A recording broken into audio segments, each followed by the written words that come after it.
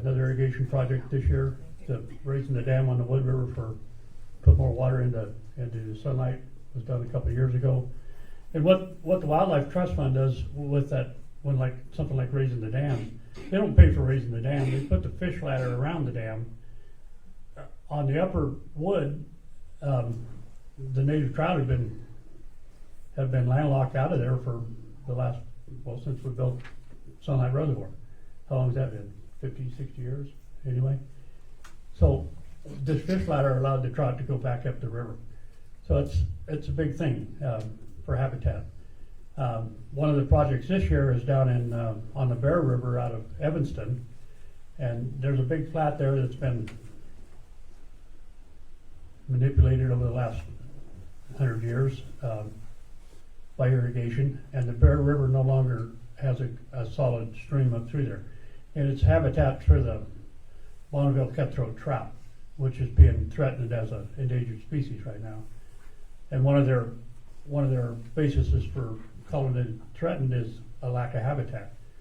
So one of the projects we will do this year is that we approved is to reestablish that Bear River channel so that the Bonneville trout can get back up the river, back to their native habitat. So that's the kind of projects that this thing does, and they're scattered from one end of the state to the other. A lot of it right here in this basin. Some really, really good things. I did get appointed to the Energy Council this year, and I'm a little bit intimidated by that. Just a poor old sheep herder from the Knollwood Valley, but the Energy Council consists of 14 representatives from 14 states and 2 provinces, and the purpose of it is to help direct energy policy for the nation.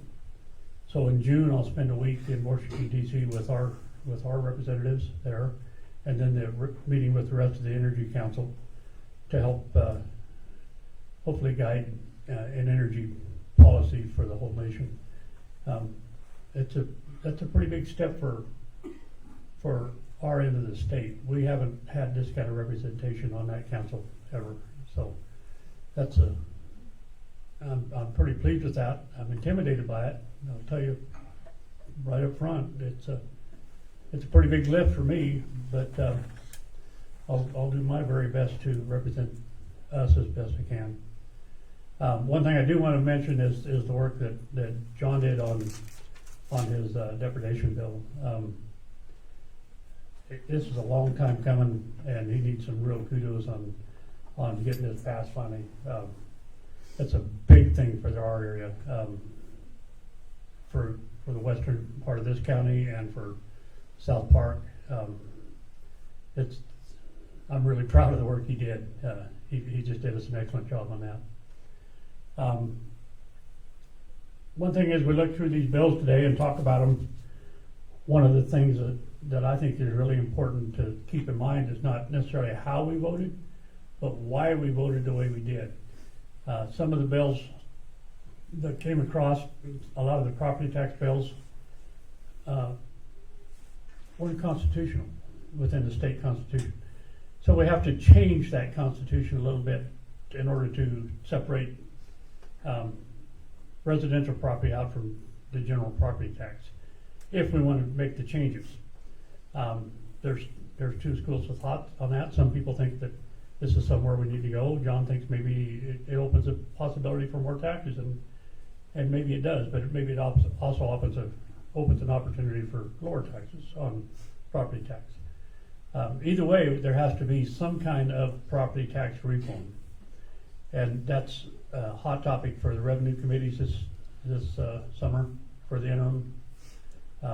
One of the things that will be discussed at length is acquisition-based property tax, and I think that's a direction that most of us would like to see it go.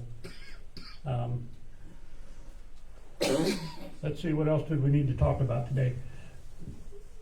Education bills. Well, first of all, let's just talk about the numbers. There were 300 bills in the House, 197 in the Senate, and I think we passed 199, John, is that right? Somewhere right around 197. 197, so we failed 300 bills.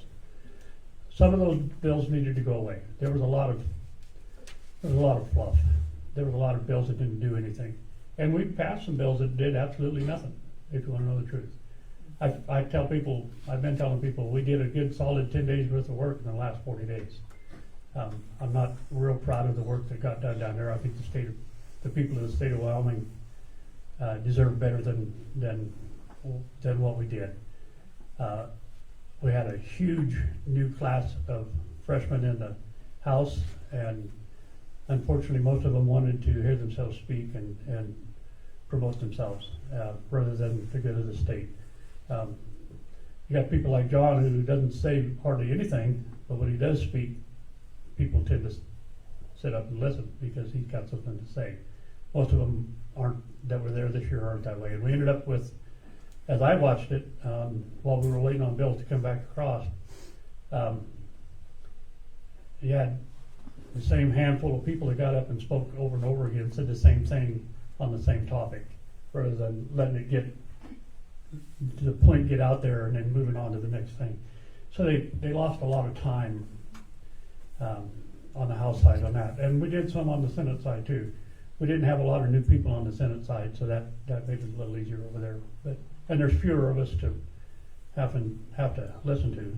But that's a big thing. There's 62 in the House now and 31 in the Senate. So it doesn't take us long to listen to 31 of us, I guess.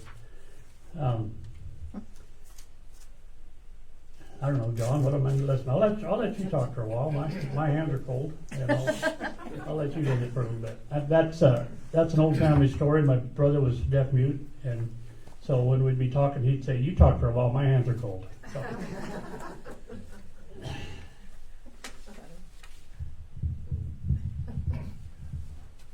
That microphone is kind of cold, then.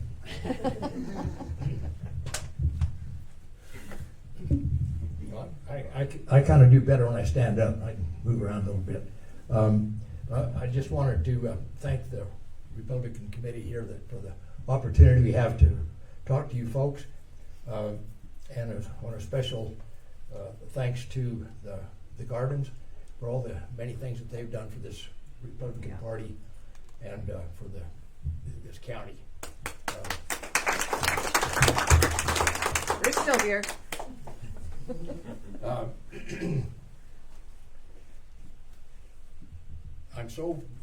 We are so fortunate to have Ed in the Senate on this Minerals Committee. He is a wealth of information, and he's not afraid to speak up and express what needs to be said. So thank you, Ed, for all the time you spent in minerals.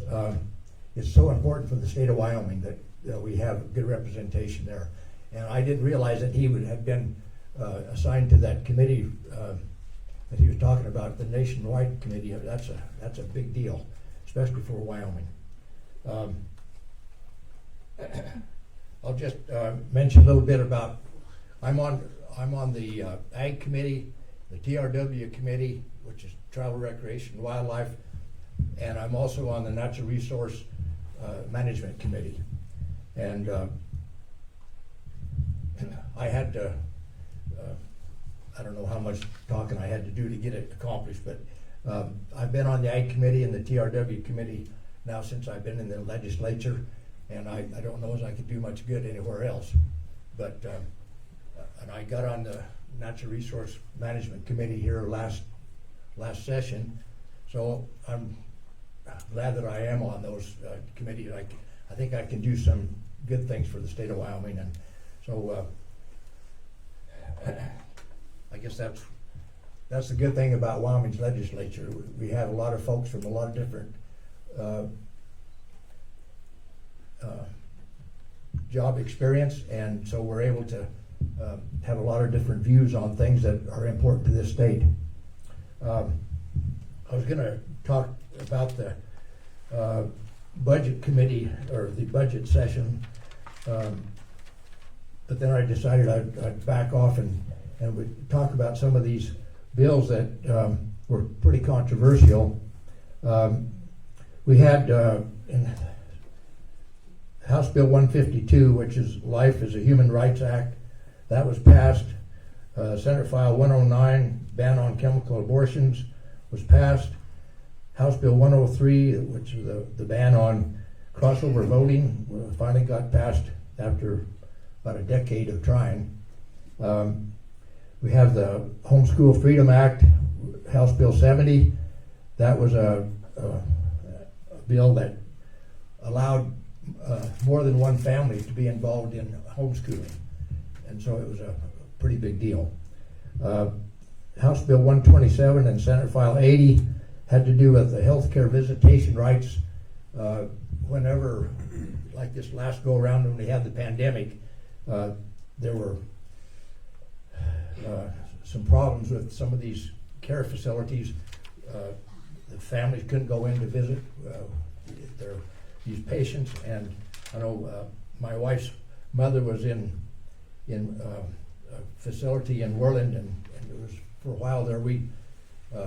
She died with nobody around her, and it was a pretty tough deal. We had to talk to her through the window, and so I'm glad we got that thing passed. And, it was a long time coming. Some other good bills that did not pass. House Bill 194 and Senate File 143 was the Universal School Choice bills. Let me see here. These bills would have funded students and not the systems. They attach a small amount of money to each student, and that's how that would work. The Senate File 144 is protection of children from chemical and surgical mutilation. That did not pass. Senate File 117, parental rights and education, it did not pass. House Bill 66 and House Bill 143, medical freedom, which forced masking and vaccinations, that did not pass. And House Bill 87 and House Bill 283, porn in school libraries, and that did not pass. And I was sorry that didn't happen. I guess one of the main things that bothered me the most, and Ed touched on it, was the fact that we didn't get any tax relief for the taxpayers of Wyoming. There was one bill, House Bill, was it House Bill or 99, John. 99? Yes. We What it is. Here it is.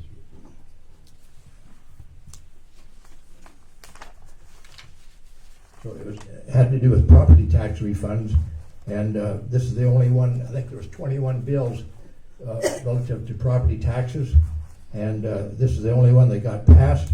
It's not really going to do a whole lot of good for anybody in this taxpayers. It's mainly for the poor. It's only going to affect about 6,000 families in the state. So that's just, those things happen down there.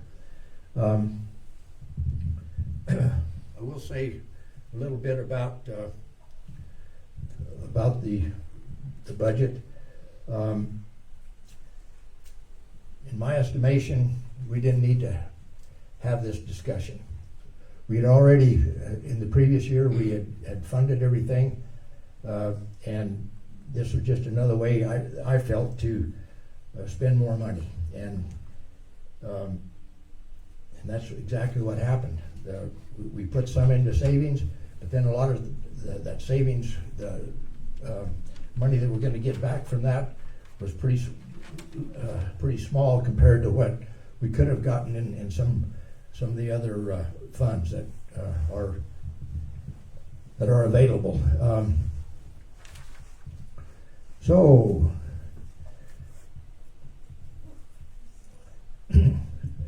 relative to this budget discussion, there were over 50 amendments to curb spending increases, and to increase savings and promote social conservatism. These were brought forward in the debate, but they just didn't pass. I don't know if I said it already, but and Ed alluded to it, that we've got a big divide in the House.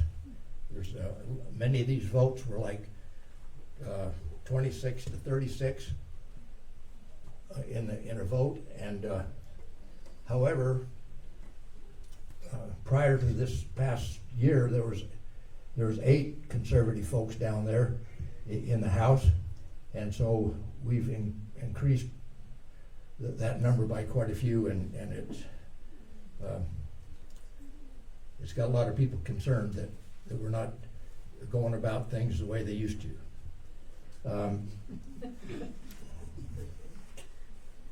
So that's about all I have right now. I guess I'll talk a little bit about the bills that I had introduced. I had 6 bills this year, and Ed alluded to the one that did pass. The rest of them didn't make it, but it was a long time coming, and we did finally get it accomplished. We provided, the Appropriations Committee provided $300,000, which is quite a bit more than what I expected. So this is for the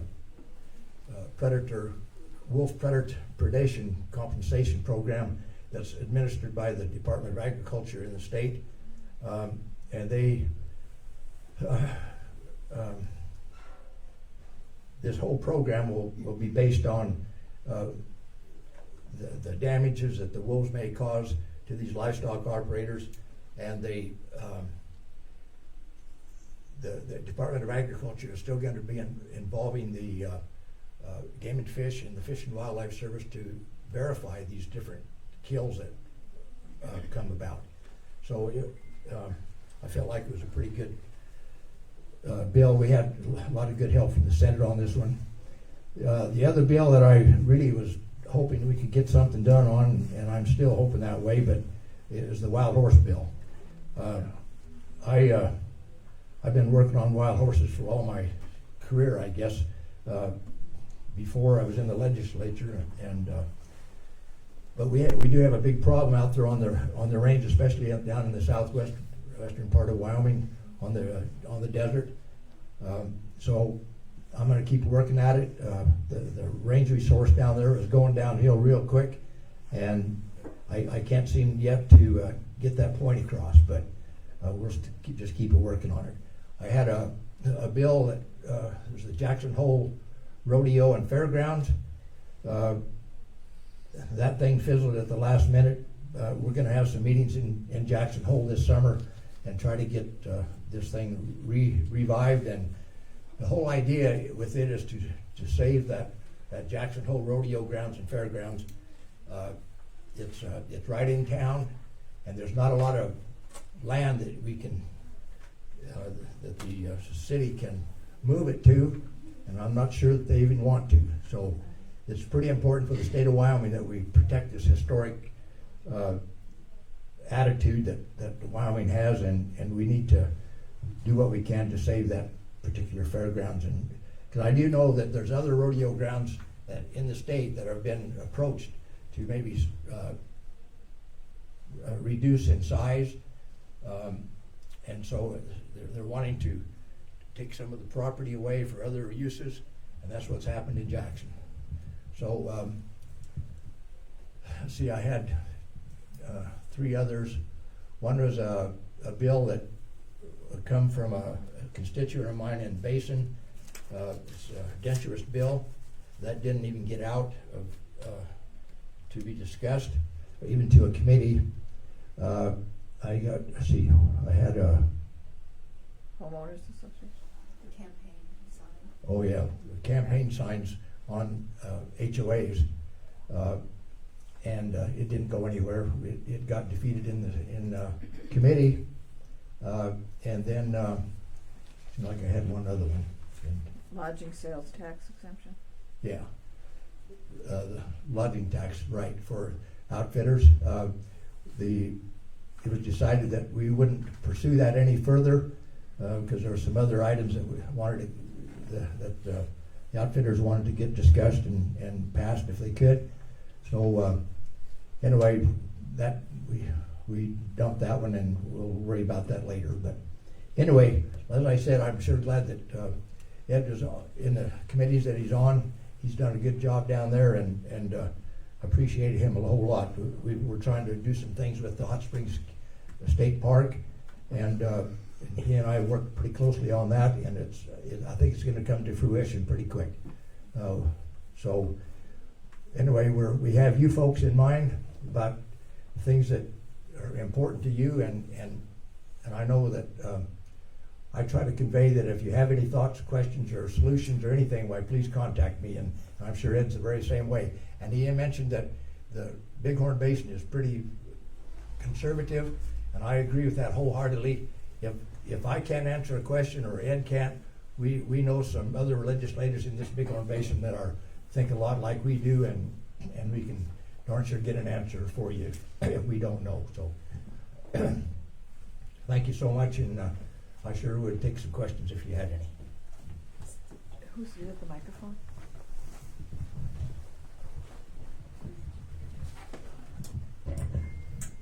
John, I'd like to make a couple comments. That Amy's boy's gonna do it for us. Thanks, John.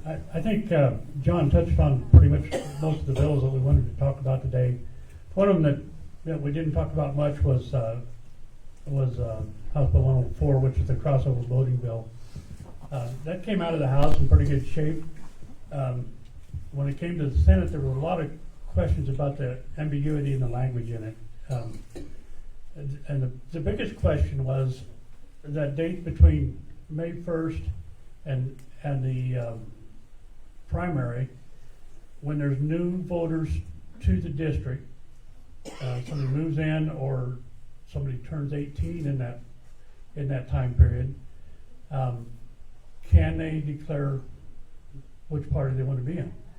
It's not crossover voting. It's just declaring what party if they're a Republican or Democrat. And it wasn't, in the language of the bill, it wasn't real clear. So we asked, myself and a couple others in the Senate side, when it came to us, asked the county clerks their opinion.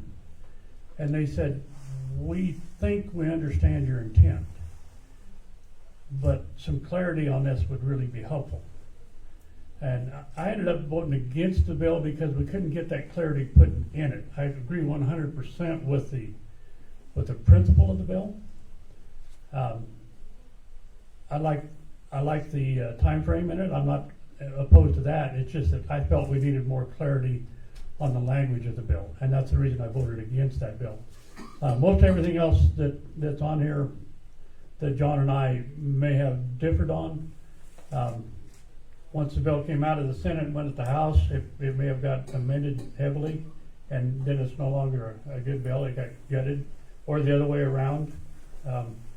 But in general, we vote pretty much the same. I voted a straight Republican ticket in the last 25 elections, longer than a lot of the people in the legislature have been in the state of Wyoming, and I'm comfortable with that. I'm proud of that, and I'll continue to do so. So maybe John or I, neither one are the most conservative person in that particular body we're in, but we're both good, solid, conservative Republicans looking for constructive, common sense, conservative legislation. And I think that's really important for everybody to know that that's our goal. No matter how we may go about it just slightly different, but that's still the goal for both of us. And I'm proud to stand beside John in front of this room and say that. I think that's really important. If anyone has any questions, is it Russell? Is that Reese. Reese, sorry. Reese has the microphone, and just raise your hand and he'll get it over to you.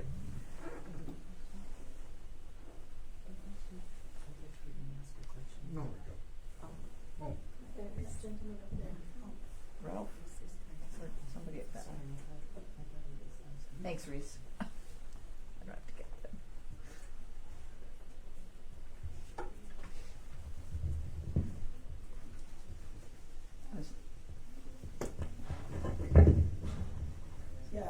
to meet you guys today. Been here for probably about 2 years. Came from Oregon, and that's a disaster over there. I'd like to say that one of the things I would like to see done is the rhinos, get them out of there. We need to make some kind of legislation 10 years before you can run for any kind of Republican spot. I think that'll take care of a lot of that.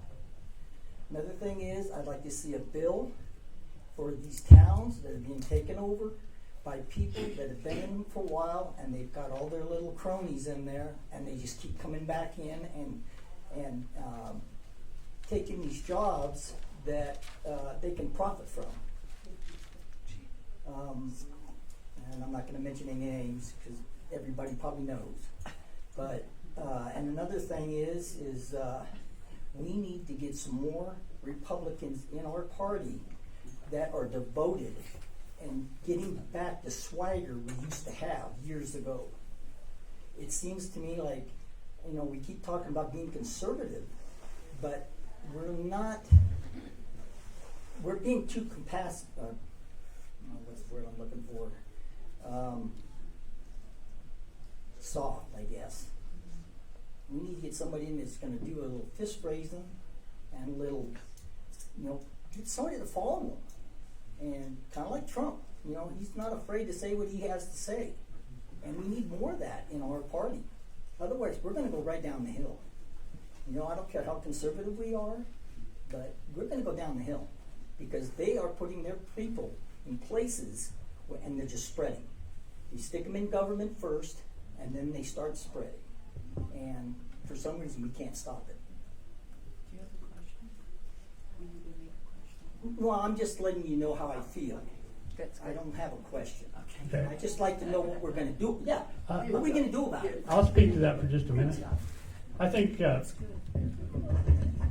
we all agree with the principle of the crossover voting and the things that are happening between the two parties. But the biggest issue I see in Wyoming is a lack of participation by the Republican voters. I think we have really failed to step up and do our job and really bring not just the Republican voters but the Democrat voters out too. A two-party system is a good, healthy system, and we've now got a supermajority, and people have got entirely too complacent on both sides. And I think we need to really bring that thought process back. Tim and I have had some heated debates. One of them was about the Senate Joint Resolution 4 we brought forward on banning electric vehicles in Wyoming. That was very tongue-in-cheek. It had one purpose.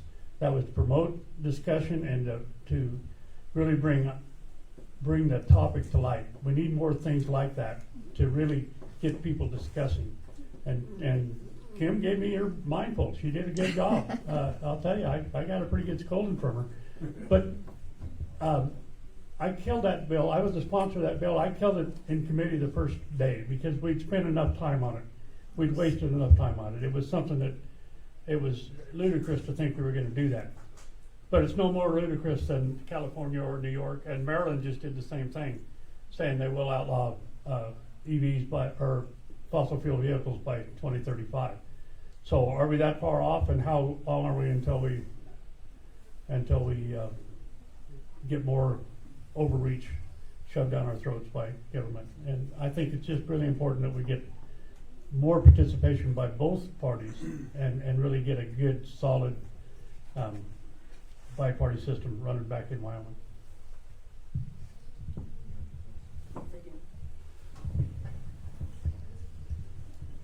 I'd like to try to get this back on a little bit of a non-partisan basis here. Partisan. I was wondering, because it seemed to me during this whole process, there was an extensive amount of committee shopping. If you couldn't get it done over here, you tried to get it done over there. It went through this over here, and it was dropped over there. And I'm just wondering about your frustrations in trying to keep a bill consistent throughout the whole process, so by the time we end up with a law that's passed, the original intent is there and isn't. I wanna know your ideas on that. Well, I'd be happy to talk to you about that a little bit. I think you're probably referring to the House primarily. We had, there's two committees down there that we call the killer committees. And one's a revenue and one's appropriations. And some of these bills are sent to that particular committee so that they don't come out of there looking like they used to, or when the way that they were originally in the original intent. So it goes back to rhinos, if you will. There's a I think I mentioned that there's a big divide down there right now. And these two committees are famous for gutting these bills. What they do is they put a whole bunch of amendments on a particular bill, and it just changed the complete complexion of the thing. And that's why, as Ed indicated in some of these votes, why we voted the way we did, is because sometimes they just come out where we can't make sense of them, and they don't make any sense. So yes, ma'am, go ahead. Well, in particular, I speak pretty loud, so. I can hear you. Yeah, I don't. Are you looking for a solution for it? We need to hear the sound thing though. Oh, okay. Are you looking for a solution? Thank you. As opposed to, because we know what existed, we know how it happened, but what we're looking for is a solution to that. So where it doesn't happen next time and the next time. Okay, the answer to that, ma'am, is we need to vote for the right folks. We got to put as someone has said, we got to put the right butts in the right seats, and that's part of the problem right now. As I indicated, there's about a 26 to 36 vote down there. 5 of those votes with the 36 are Democrats. There's only 5 Democrats in the House, but there's a lot of those folks vote as with the Democrats. So if you want to change things for the committees or whatever, we've got to get more conservative people in office that think the way that the general populace does. So that's my solution for that. Yes. Charles? Behind you, Reese. John, I'll just suggest that a lot of that problem lies with management council, but we're not going to change management council until we change legislators. We need to change management council, which means change leadership. Thank you, Charles. That's right. And this lady right here, she's been waiting patiently. Well, I don't have a question, but I am remembering. We want you to use the mic for the sound system. I'm remembering when I was a central committee person, and we used to have a building downtown during election, and we would have a list of the voters. We would call them and make sure they come to vote if they needed a ride or not, and we haven't been doing that. And I think it'd be very useful to have a list of our voters, but we don't get that anymore. Yeah, we can. Just, You can get that from the county clerk, or you can call. I can get you that. Well, I think I've asked for it, they don't have it. Just ask me. I'll get you that. I think Kim has a question. Becky's actually telling. Our new clerk's pretty good. First of all, I just wanted to thank you both for coming here today and providing us with the legislative recap. I appreciate both of your thoughts on how the session went. My question is twofold. My first question has to do with economics and diversifying our economy. You talked some, Senator Cooper, about the Minerals Committee. Are there other economic development ideas in the legislature that were discussed and you would like to see move forward in the next session? The second question that I have, and I don't know if we will have time to get into it or not, but I would love to have both of you just give a very short version of what you believe the role of government is. There's such fracturing that I think that a lot of times we forget that we're all Americans, we're all Wyomingites, we all love this community, we all want what's best for it. And sometimes we have a difference of opinion in what the role of government is. So if you could address economic diversification and the role of government. I'll talk to you a minute about, Kim, one of the things that we did this session that's been ignored pretty much is it's called the Wyoming Stable Coin Act. And the stable coin is it's a digital asset, if you will. But the way this bill was written, let me kind of let you know what's happening. The central bank of the United States, the Federal Reserve, if you will, is in the process of developing a stable coin. And that means it represents $1 digitally. And when somebody buys it for $1, they can go do global transactions. It's not built for us, it's built for large corporate global transactions is what it's actually built for. And then when they come back, they reclaim that dollar. Okay, it's $1 in, $1 out. But if the central bank does it, then 100% of that information, every transaction, every credit card transaction we do is reportable to the federal government. 100%. Wyoming passed the Wyoming Stablecoin Act, and that will be administered by a DAO, a decentralized autonomous organization. And what that does is it allows credit card companies to go to someplace other than the central bank to do their transactions. So it gives them a huge amount of privacy. It's $1 in, $1 out. So there's no appreciation on the coin. There's no, it's not going to collapse like the things that we're all worried about that have seen in the last few months or couple of years.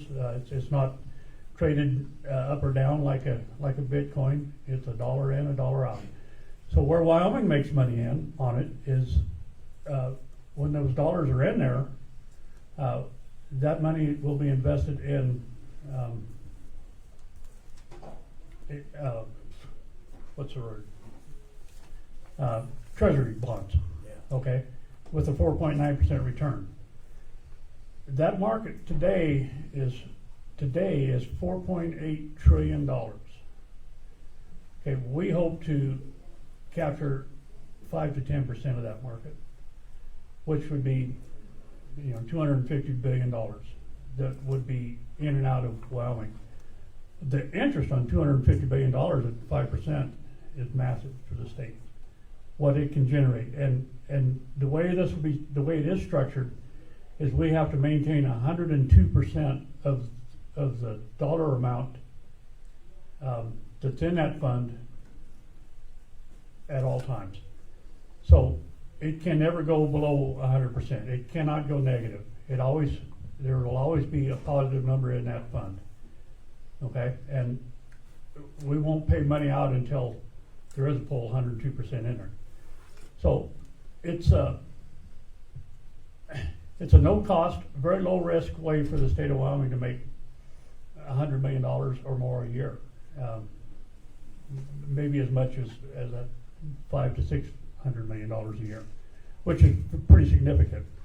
It's the next step in the global banking, the Bitcoin banking, or it's not the Bitcoin, but the digital banking laws that have been written in Wyoming. The business laws in Wyoming have been changed so much in the last 15 years that Wyoming is now where corporations want to come to incorporate. It used to be Delaware. Now they come to Wyoming. We're a Wyoming corporation. And we talked a little bit about the thorium people. I told them, if we're going to support you, we want your company domiciled in Wyoming. We want the manufacturing in Wyoming. Where you deploy them is your business. but we want your business here. And they said, we definitely want to be in business in Wyoming. This is the most positive business atmosphere in the nation right now. So that's the kind of economic diversification that's coming. Besides the minerals, we've got to do other things to really stabilize so we can get away from the roller coaster we've been on for the last 100 years in Wyoming. And we talked about that a little bit. This year we had extra money. We put $1.4 billion into savings. A lot of that money that we ended up spending was ARPA money that had to be spent somewhere. But that freed our revenues up to go into savings. Next year that money's not going to be there. We're going to be broke again next year. The price of oil and gas is down 40%, 45% from the peak in July. Price of coal is down 25% quarter over quarter. Natural gas is down almost 80%. Those are huge revenues for the state of Wyoming, and we're gonna be tight again next year. So we're gonna be struggling to make any kind of money or to cover the costs we have for next year. So putting some money in savings was good this year. We put about as much as we could in the LSRA. If we put too much in there, it just rolls over into permanent savings anyway. So we filled it. So the biggest questions we had on the budget were where do we put the money into savings to get the most return? And I don't think we did 100% of the best, but we did put some money in savings for long term, and that returns interest to the state. Role of government, get out of private lives. Smaller government is better. And we all say that, and it's hard to do. We did some things this year that I think went opposite of that. We put the government in their bedroom. We put the lawyers in a lot of places where they don't belong, and a lot of that was based on some of these social media feel-good fluffy bills rather than things that were actually constructive bills. You talked about solutions. We need solution-based legislation. Transparency is what we need. I was going to ask Kim, how come you're here at this meeting? It's open to the public and you Yeah. represent us too. Okay, well, we're glad you're here. Common ground. I'll have to confess, I don't know much about this Bitcoin and business, but I'm kind of a gold and silver guy. So I'm glad that Ed is up on that sort of thing. I'm sure there are some good things about this digital coin stuff, but I need to learn about it, I guess, to be confident in talking to you folks. But we do have him, and I'm so glad he's well versed on it. And I as well think that we need to keep the government out of social issues. However, when things are not, when the citizens of Wyoming are not being protected, and I'm referring actually to, I guess, abortion and that sort of thing, then the government has a right or a responsibility to step in and try to make things better for the citizens of Wyoming. And so I agree, we don't need to be providing lots of money for social issues. So we just have to keep that in mind, and the state of Wyoming is a conservative state for the most part, and we just need to remind ourselves continually of this fact. So if you have any more questions, well, I guess we can work on that too. So, gentlemen, I have one comment. The state of Wyoming geographically is quite large. Population-wise, we wouldn't fill a medium city in the United States. I'm concerned. We have carbon capture coming in, we have nuclear power, we have mining.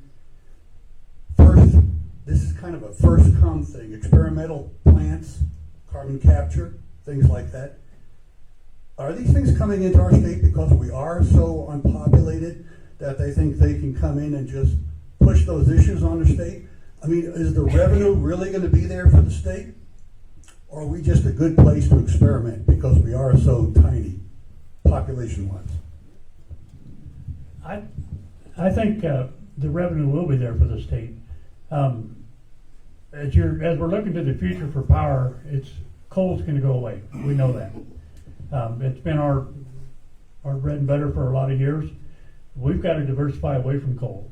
We have to. I'm a big fan of coal, but the future of energy in the world is no longer coal. So where does it go? It's going to go to, a lot of it's going to go to nuclear. When we talk about nuclear power, these new microprocessors, if you will, it's the same process as it's used on a submarine or aircraft carrier. It's not new technology.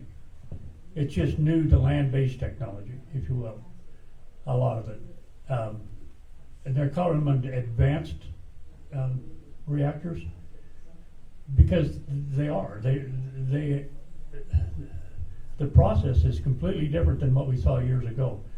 So I'm less, I'm concerned about the coal mining jobs and trying to hang on to some of those jobs in Wyoming. And if we can convert them over into nuclear jobs, that's great. But I want to see the manufacturing here in Wyoming. I want to see them building the reactors here, and to be able to deploy them anywhere in the world. But let's bring that business to Wyoming. If wind is here, let's do the manufacturing of the blades and the whole turbine process here in the state, rather than hauling them up from Alabama or Louisiana or wherever they're doing. We're being stuck with the disposal of them, but we're not getting the jobs from them. Wind power, and Kim was talking about diversification and where we get the revenues from. Right now, Rocky Mountain Power is generating 5.8 gigabytes of power in the state of Wyoming. We consume the 0.8. The other 5 gigabytes are transported out of the state of Wyoming, and a lot of that is being wind generated right now on their gateway transmission project out of Carbon County that goes south and west onto states beyond us. There's no revenue stream coming into the state from that power being exported. So one of the things that's being discussed in minerals and in revenue this year is a electrical generation tax. Okay, and the only way to make that work is everybody has to be taxed on it. So how do we keep the people of Wyoming whole on that? We exempt electricity from sales tax in Wyoming to the same level we tax the generation, so that we stay the same for what we pay for electricity, but the downstream users pay that generation tax. I think that has some possibilities to it. Is it perfect? I don't know, but it's something that's being discussed as far as how do we generate the revenues into Wyoming from the things that are coming here, and whether that be nuclear generation, wind generation, whatever it may be. Hydrogen.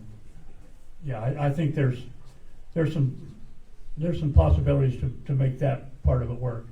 The CO2 sequestration, that's nothing new really. It's just we're finally getting that's something that's been in the legislation for the last almost 20 years now, to build the system up to where it is now. The Type 6 wells have just finally got approved last year. The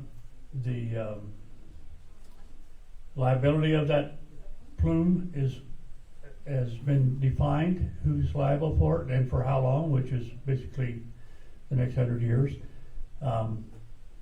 So we're ready to start putting that CO2 in the ground and to store it for future use. But as we're developing uses for the CO2, and that's coming.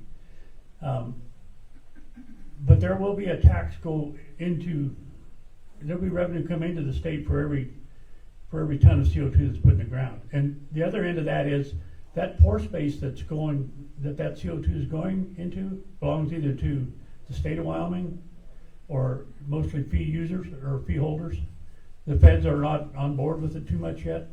So that pore space belongs to that person that owns the surface. So that revenue, they'll get a royalty off of every ton of CO2 that's put in the ground, just as the same as they were extracting oil and gas out of the ground. The rate of it is to be determined yet. We're working on that because there's not a real market value on it as of today, but there will be in the next year or less before we're ready to put CO2 in the ground. So that brings revenue to the state and to private landowners from the CO2, and besides the property taxes that are involved with the injection systems and the pipelines and whatnot to bring it. So You know, we sit right now on probably the largest time bomb in the United States, Yellowstone, and we're pumping gas subsurface without any regard for what the possible ramifications might be. I mean, there is all kinds of speculation. Oh, this won't bother this won't bother that.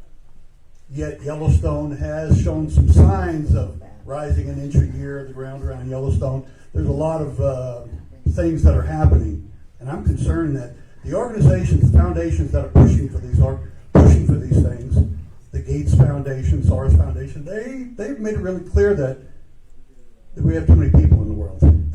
We need to reduce the number of people. So let's experiment with Wyoming. If we lose 500,000, not a big deal. It's just a small state, small population. But we are on a time bomb right here. I mean, Yellowstone, they say, someday will blow. Well, none of us will be here. The caldera reaches down. The Yellowstone caldera is right here in town, in Thermopolis. That's where we get our water, the hot water. It's not any different over near Pinedale or over near Kemmerer. The Yellowstone caldera can reach down there. We're going to be pumping gas in the ground. I don't know if that's a great idea. I don't know if it's a bad idea. The changes that are happening in Yellowstone are not related to CO2 being put in the ground today, because there's, other than tertiary recovery, which is only trying to maintain existing pressures in the wellbore, there's, as far as storage, there's none being done today. So at this point, there's no real correlation. I think he's talking about direct air carbon capture, such as the Project Bison plant or proposal down by, gosh, where is that? Not Evanston, but someplace down there. Project Bison is direct air carbon capture. Mm-hmm. You and I talked about that a little bit once. Not just the normal carbon sequestration that goes into mining, but to actually, in an effort to reduce climate CO2 or whatever, is to literally take CO2 out of the air and store it in the ground for whatever. I have no idea. And it's interesting because I looked up some national renewable energy thing for the Wyoming, went for three grants, and they got the carbon capture, the direct air carbon capture. There were two proposals. One was for 4.2 million. One was for like 4.1 million. They got that, and the hydrogen one got $150,000. But it should be the other way around. The other way around. I agree with that. In my opinion. I know that, What got one said that we question? were going to be closing at 1, but as long as people are having questions and would like to speak, as long as our speakers are willing. But if there is anyone in the audience that needs to leave and would like to ask a question before they have to leave, we can do that. I have as much time as you need. John, what about you? There's a question right here. Okay. So, all right. Yeah, I just also want to thank you guys for being here and for the representation you're doing. It was very interesting listening to you guys and learning some of the things that are happening that I'm not aware of, and I need to have a lot more knowledge of. So I appreciate that from both of you. John, you alluded just a minute to something that was going to maybe be happening with the Hot Springs State Park, and I wondered if you could say anything more about that.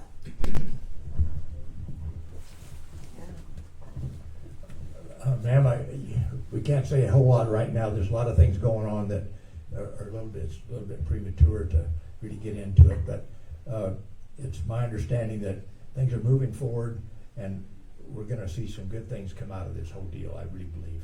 So just stay tuned, and we'll try to keep you posted as it's appropriate. So thank you.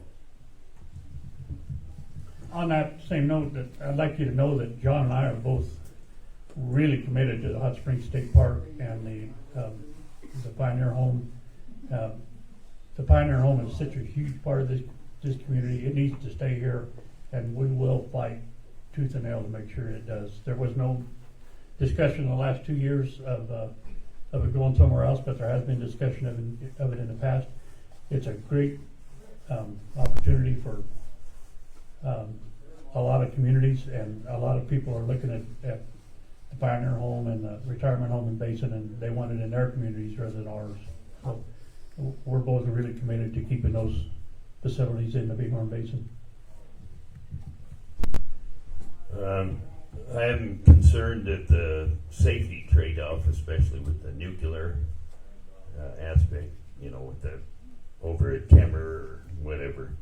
I mean, sure, we all want to have, economy in the state and everything, but, what's the trade-off going to be in the end, with safety? These new reactors are solid. They're really safe.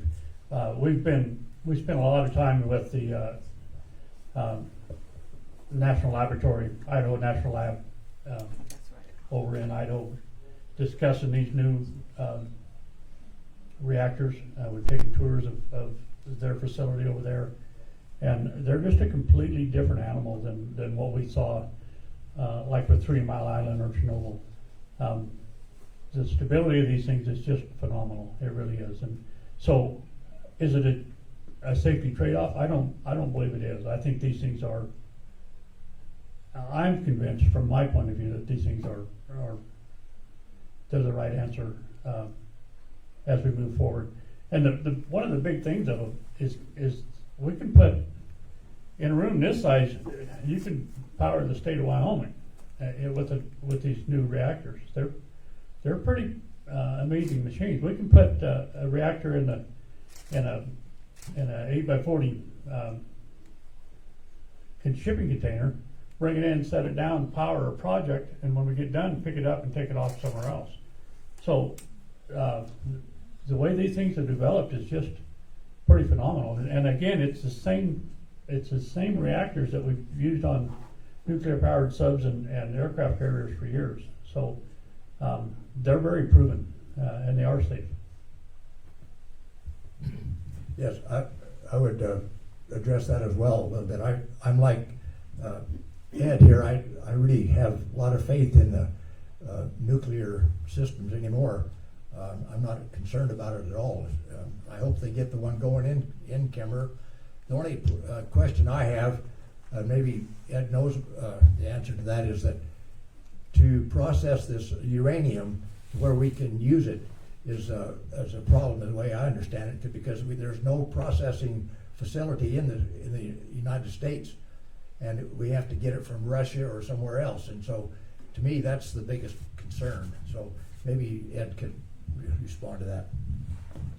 The fuel for these things is called HALEU, H-E-L-E-U, I believe it is, and it is a lightly enriched material. When we dig the yellowcake in Wyoming, it's got to be, the first step is a conversion, and then it goes to be enriched, and then it's shipped back. Well, the conversion plants are gone in the United States.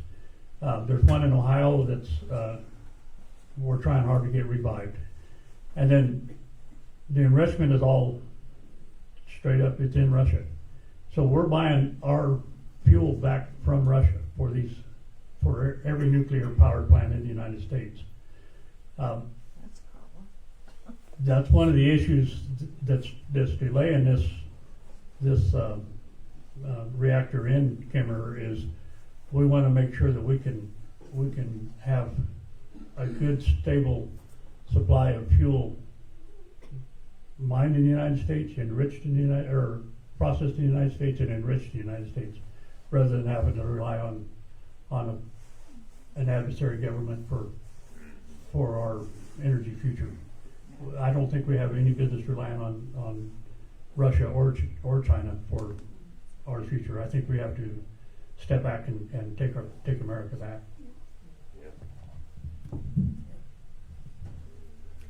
Georgianne.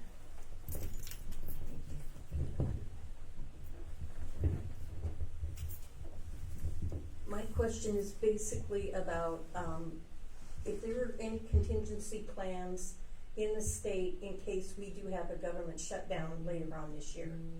Because Yellowstone in specific has had really rough last 3 years, COVID, the floods. So if indeed the government does shut down this year because of the debt ceiling thing, is there a contingency plan for any kind of support within your to represent is everybody right by Yellowstone? It is such an economic driver. So if Yellowstone has to shut down this year, like it did in previous years when this happened, has the legislature made any kind of contingency plan? Will there be meetings, anything at all? I don't think there's an actual contingency plan, but I will say that probably Wyoming is in a better economic state than I would say any other state out there. We have $25 billion in savings, and we do generate revenues from that. That goes back into the general fund. So, is there a contingency plan if tourism goes away? I doubt it. I don't think there is. I haven't heard of anything. Have you, John? But I think we're probably in a lot better condition for it than most states. At least we do have a reserve to rely on. We're not in debt, and constitutionally we can't be in debt. Our Constitution is different than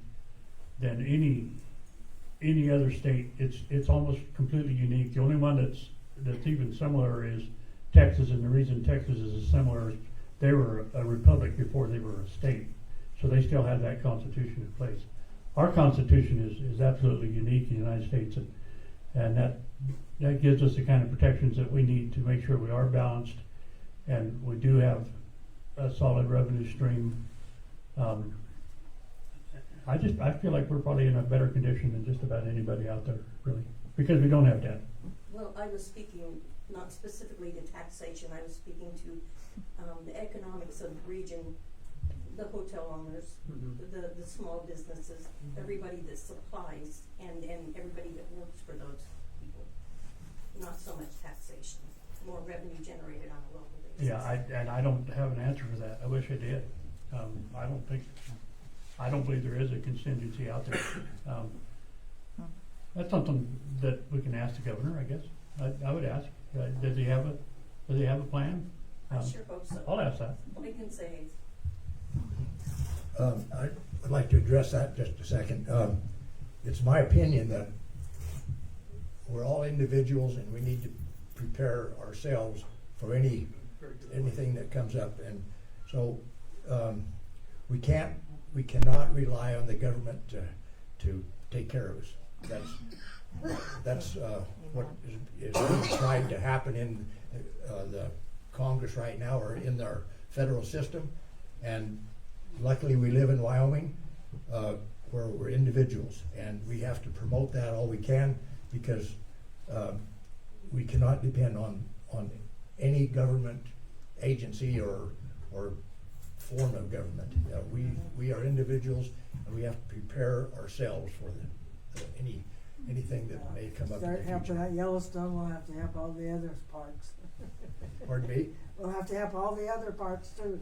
Yep. That's right. Yeah, they matter too. Thank you. If he's open a can of worms. Okay.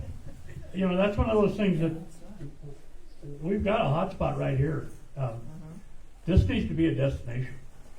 This is, instead of just someplace they stop off on for a few minutes on their way to Yellowstone, we need to make, and John and I are committed to this, making Hot Springs State Park a destination. This is where people want to come. This is a hidden jewel, and we're really going to continue to promote this park in this area. So, thank you. And thank you all for having us here. Oh, thank you. It's been a good discussion, I think. Thank you everyone for coming. Thank you Ed and John. Thank you for Cheryl for promoting this. Thank you, everybody, for coming, and Yes. thank you, Thank too, you. for good. I wanted to talk a little about the grizzly bear management. We'll catch it at other Right. times. No, I had another question. Thank you, guys. I think they're ready to Oh, just a second, just a second. discuss that coin business Let me and shut they voted it down. Just a second.